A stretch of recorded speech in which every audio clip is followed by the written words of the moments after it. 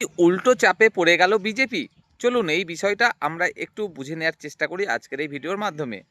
তো আপনাদের রিকোয়েস্ট করব অবশ্যই চ্যানেলটির সাথে থাকবেন এবং নিরপেক্ষভাবে যুক্তি সহকারে অবশ্যই আপনার মতামত কমেন্টে জানাবেন।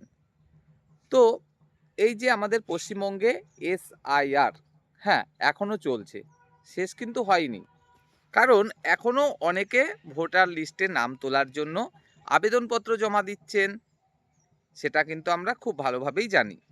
তো যাই হোক, আমরা দেখতে পেয়েছি আমাদের পশ্চিমবঙ্গে এই এসআইআরে অলরেডি প্রায় 90 লক্ষ ভোটার কিন্তু বাতিল হয়ে গেছে, অর্থাৎ ভোটার লিস্ট থেকে তাদের নাম কাটা পড়ে গেছে।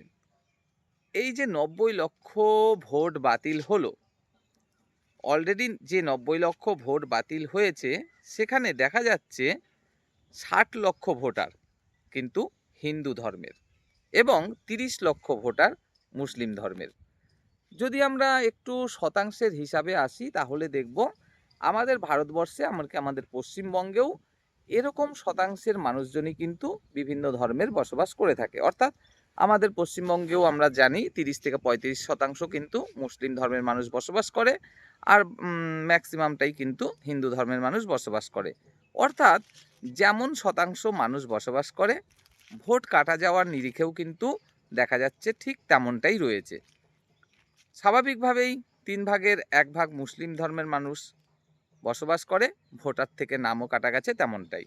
আবার 2/3 হিন্দু ধর্মের মানুষ বসবাস করে, ভোটার লিস্ট থেকে নামও কাটা গেছে ঠিক সেই অনুপাতেই। তাহলে আহ, এই যে ভোটার লিস্ট থেকে নামগুলো কাটা গেল, তারা তো ভোট দিতে পারবেন না 2026-এর বিধানসভা নির্বাচনে। ক্ষতিটা কার হলো? চাপে পড়ল কে? স্বাভাবিকভাবেই যদি আমরা শুধুমাত্র হিন্দু ভোট মুসলিম ভোট এই হিসাবটা করি তাহলে কেউ খুব একটা গভীর চিন্তা ভাবনা না করলে অবশ্যই সে উত্তর দেবে এতে বিজেপিরই ক্ষতি হলো, বিজেপি চাপে পড়ল। তবে সত্যি কি তাই?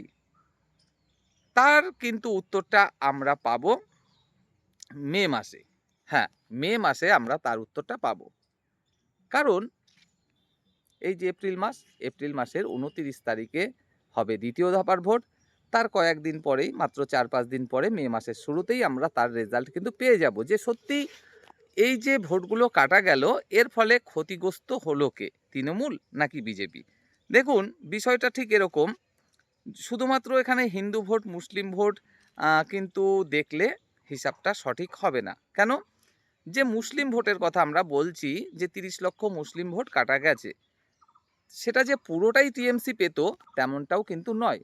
হ্যাঁ, আপনারা বলতে পারেন যে মুসলিমরা বিজেপিকে খুব একটা ভোট দেয় না, তার মানে এই নয় যে 1% মুসলিম ধর্মের মানুষও বিজেপিকে ভোট দেয় না। আমরা দেখেছি বহু জায়গায় মুসলিম কমিউনিটির প্রচুর মানুষজন তারা কিন্তু বিজেপিকে ভোট দিয়ে থাকে।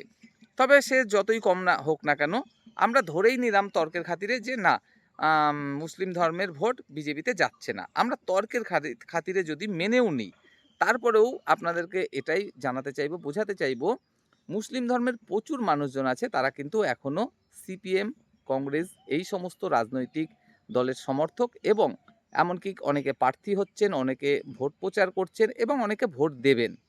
হ্যাঁ, এই যে কংগ্রেস বা সিপিএম, তেমন কিন্তু রাজনৈতিক দলের প্রচুর সমর্থক বা কর্মী রয়েছেন এখনও পর্যন্ত যারা কিনা মুসলিম ধর্ম থেকে বিলং করেন।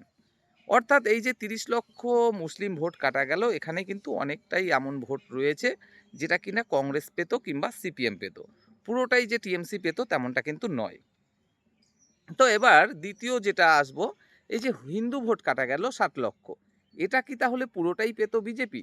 না, এটা তো কখনোই নয়। যদি বিজেপি সমস্ত হিন্দু ভোট পেয়েই যেত তাহলে তো আমরা দেখতাম একচেটিয়াভাবে সমস্ত আসনে প্রায়, শুধুমাত্র মালদা মুর্শিদাবাদের কিছু আসন বাদ দিলে, মোটামুটি নদিয়ার এই চাপড়া করিমপুরের এই সমস্ত সাইড বাদ দিলে তো ম্যাক্সিমাম আসনে আমরা তো দেখতাম বিজেপি জয়লাভ করতো, তাই না?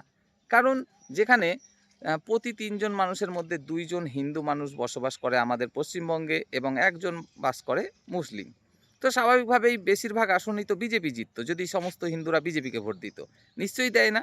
এমনকি কি বলবো, আমার নিজের উদাহরণ দিলেও বলবো আমার পরিবারের সকলে কিন্তু টিএমসিই করে। তো যাই হোক, হিন্দুদের মধ্যেও কিন্তু আমরা দেখি প্রচুর মানুষজন তারা কিন্তু টিএমসি করছে। অর্থাৎ এই যে 7 লক্ষ হিন্দু ভোট কাটা গেল, এখানেও কিন্তু একটা বড় অংশ রয়েছে যেটা কিন্তু টিএমসির ভোট পড়তো। আবার অনেকটা অংশ সেই ভোটটা যেত কিন্তু বিজেপির দিকে। তাই হিসাবটা খুবই গোলমেলে। অ্যাকচুয়ালি এই যে 90 লক্ষ ভোট কাটা গেল, হিন্দু ভোট প্রায় 60 লক্ষ, মুসলিম ভোট প্রায় 30 লক্ষ, এই ভোটগুলো যে অ্যাকচুয়ালি কার দিকে পড়তো সেটা কিন্তু এখনই বলা যাবে না। এটা সম্পর্কে আমরা খুব ভালোভাবে যেটা বুঝতে পারবো সেটা হলো একদম মে মাসের শুরুতে। কারণ সেই সময় ভোট গণনা হবে, বিভিন্ন প্রার্থী জয়ী হবে, পরাজিত হবে, বিভিন্ন প্রার্থী বিজেপির বা টিএমসির বা অন্যান্য রাজনৈতিক দলের তারা ভোট পাবে এবং তখনই আমরা কিন্তু পরিষ্কার বিষয়টা জানতে পারবো এই যে 90 লক্ষ ভোট কাটা গেল এতে ক্ষতিগ্রস্ত হলো কে, টিএমসি নাকি বিজেপি না অন্য রাজনৈতিক দলগুলো। অবশ্যই চ্যানেলটির সাথে থাকবেন, ভিডিওটি লাইক করবেন, বন্ধুদের জন্য শেয়ার করবেন।